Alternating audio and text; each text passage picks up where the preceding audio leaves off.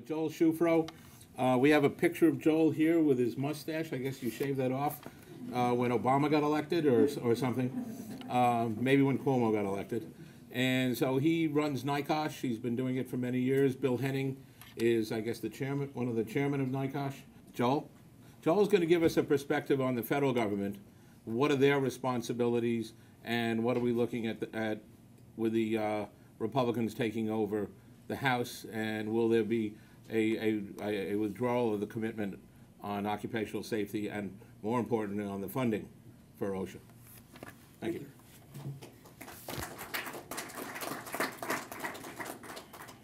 Good morning. I represent the New York Committee for Occupational Safety and Health, a coalition of about 200 local unions in the New York metropolitan area, as well as about 300 individuals, rank and file workers, as well as legal professionals and doctors, public health advocates, who are all dedicated to the right of every worker to a safe and healthful workplace. We've been around for about 30 years, providing training to working people in both the public and private sector, and about workplace safety and health hazards. And we also serve as an advocacy organization, monitoring what's happening on the state and federal, city levels, and keeping people in our coalition and in the public informed about those sorts of developments. I want to thank Lou and Neil and Mike for organizing this event. I think it is an important avenue for us to, an important forum to be together with, and to try and talk about where we are and where we need to go. And I'm also very proud to share the panel with John, both Johns, who are engaged in very dangerous occupations, and both of whose local unions we work with closely, and who have provided tremendous leadership in the field of safety and health. I also am very, very proud to share the stage with Assemblyman, who has provided extremely important leadership in the legislature on the issue of safety and health. He, unlike any person that I've known in the 30 years, has been an advocate in the legislature for worker safety and health. And I think we are very, very lucky to have him in the position that he is in. And Matt, who has for years been working on a book, for a little pamphlet for us, which we have been it called Injured on the Job, dealing with workers' compensation, and it's taken us, we keep on thinking we're going to put it out, and then the board changes the policies, and we have to go back to the drawing boards, but we're almost at the point of putting that book out. So I'm supposed to talk about the Occupational Safety and Health Administration today, and I think that we're at a fairly significant juncture in OSHA's history. This is the 40th anniversary since the passage of OSHA.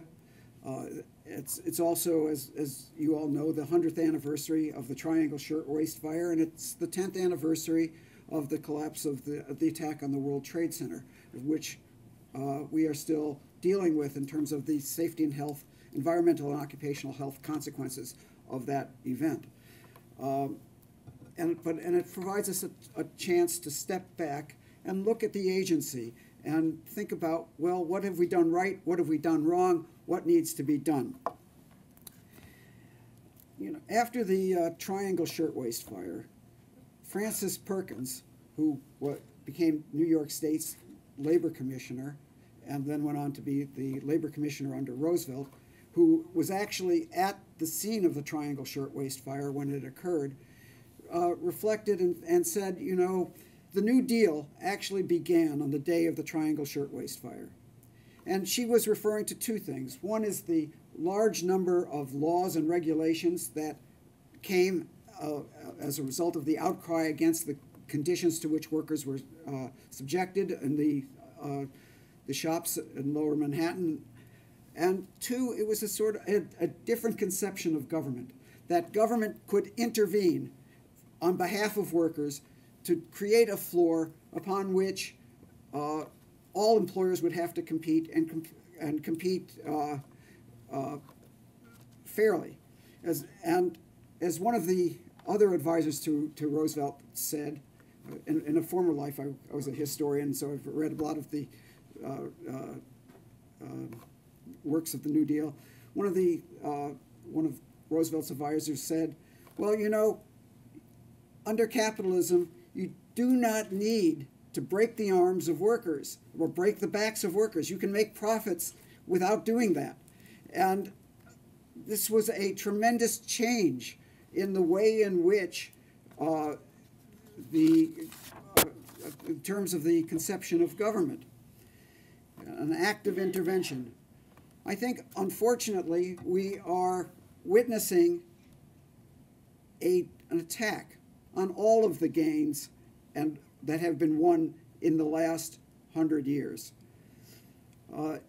And what we are seeing at this point is an attack upon government regulation itself. Government regulation, as you know, has been seen as job killing. And we have seen, both on the federal level and on the state level, attacks on things like child labor laws, some laws that have been in place since 1847, limiting the rights of, limiting the hours that children can work in the workforce. In Maine, in Illinois, we're seeing an attacks to repeal the workers' compensation system itself. So I think we are here at a point which is very pivotal for OSHA, because OSHA, first and foremost, is a regulatory agency that intervenes in the workplace. OSHA was the last piece of legislation that was passed, last piece of labor legislation passed since the New Deal. It was actually the last piece of, I think, New Deal legislation passed.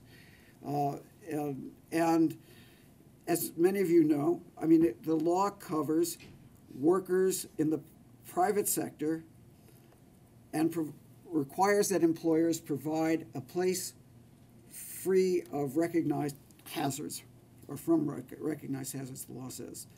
There are some states who opt out of this program and have what are known as state plans, and those plans cover workers in the public and the private sector together. New York had a state plan from 1970 to 1975. We then had a huge fight in this state in which we moved from a state plan to federal coverage, which meant that there was no coverage for public sector workers from 1975 until the state legislature then adopted a state plan for public sector workers. So in 1980, we had the program which Rory described to you, and here in the state, which provides state coverage for public sector workers. But many states in the country have no protection for public sector workers. Those are states where they have federal plan, and we have about 25 states in the country, about 8 million workers, I believe it is, who are not covered by any safety and health legislation at all.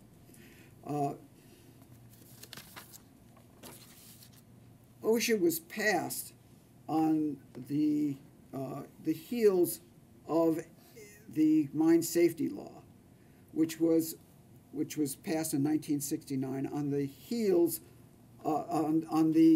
after a major disaster in West Virginia, where 79 workers were killed, Farmington, West Virginia. It was part of it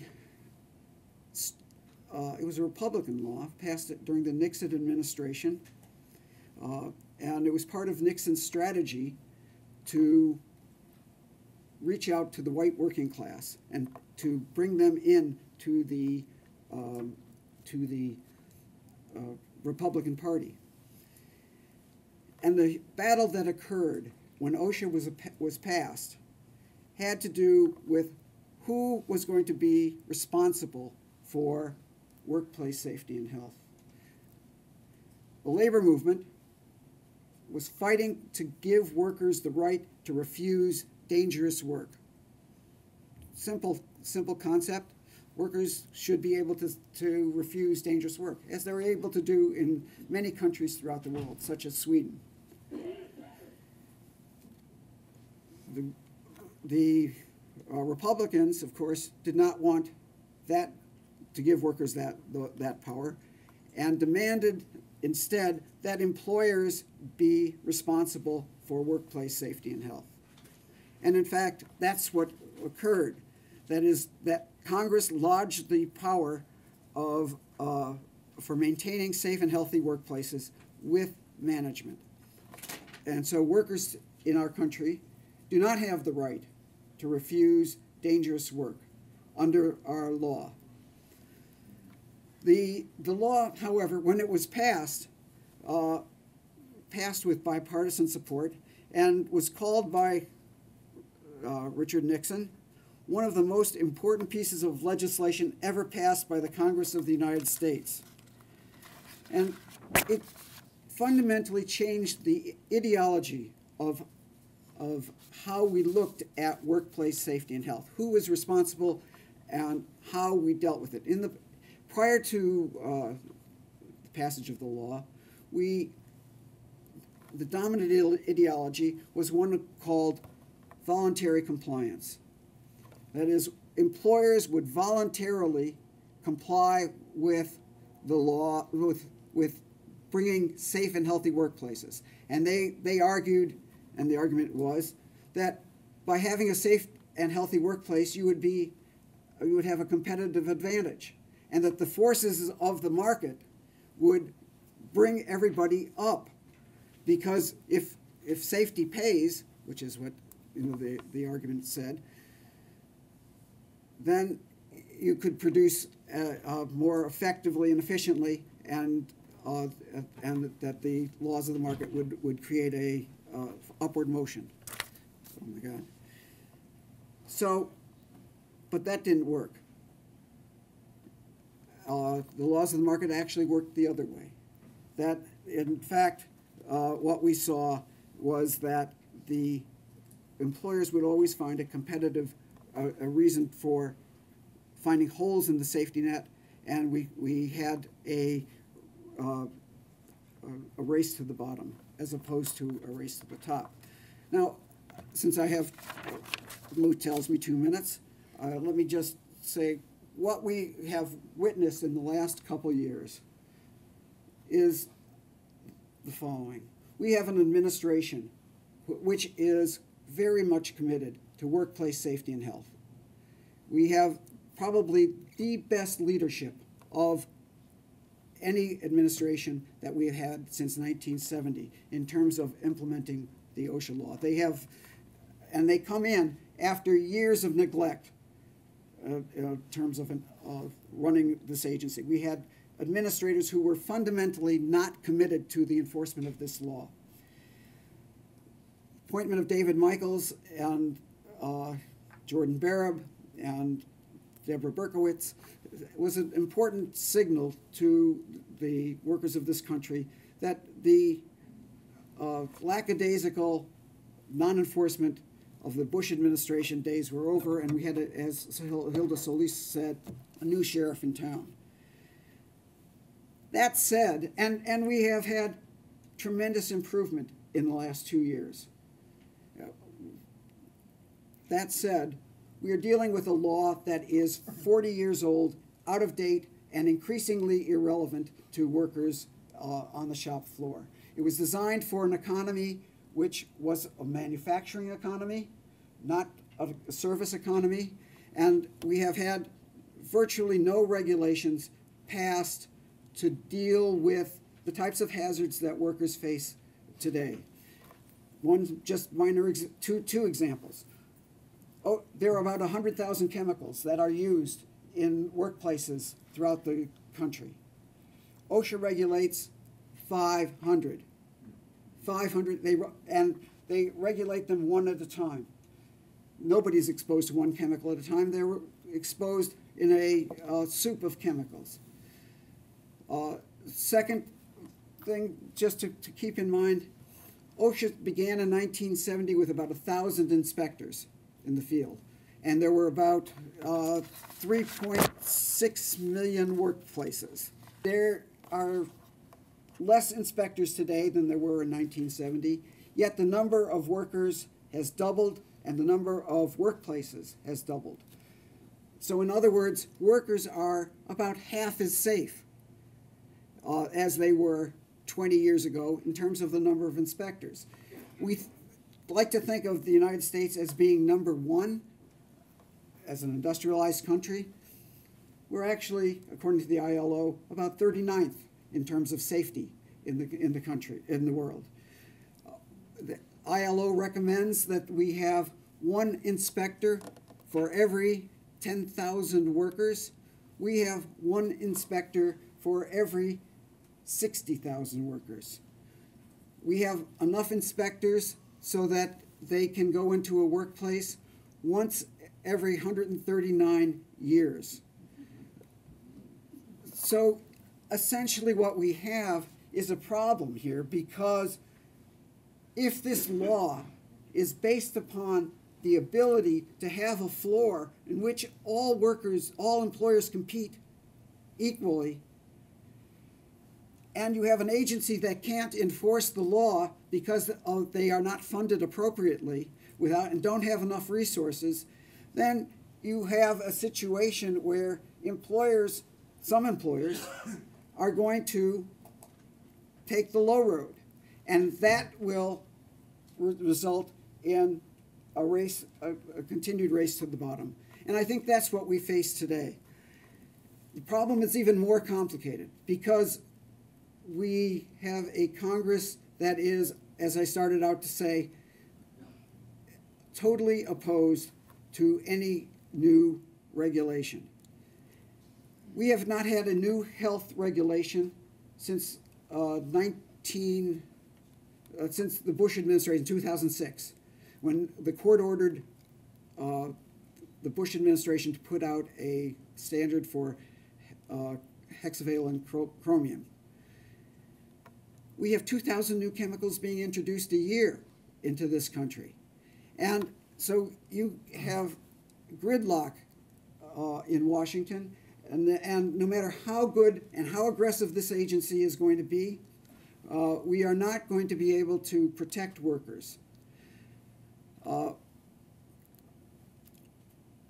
me just tell you the one initiative that I think we're going to see, so you have a sense of what's happening. The Obama administration made an effort to pass legislation in the first session of Congress. It was a historic opportunity. It was the only time we've controlled the White House, Senate, and Congress. They made an effort to reform the OSHA law, pass something called the Protecting America's Workers Act, which would have increased the fines for OSHA for violations, would have sent employers who violated the law in an egregious manner to jail. Right now, if you violate a law, if you kill a worker in your workplace, the maximum you could get is 6 months in jail, and the fines for shooting a moose out of season in Maine are greater than the fines that are for employers. Average penalty in the country for a fatality violation is $5,000. $5,000. It's a disgrace. The law would have changed all of that, made it much more effective and stringent. And you would think, given the disasters that we had in the mines in West Virginia, the explosions in the Gulf, the explosion in both Connecticut and Washington State, where workers were killed, that this would be a time when we could get legislation through to deal with OSHA.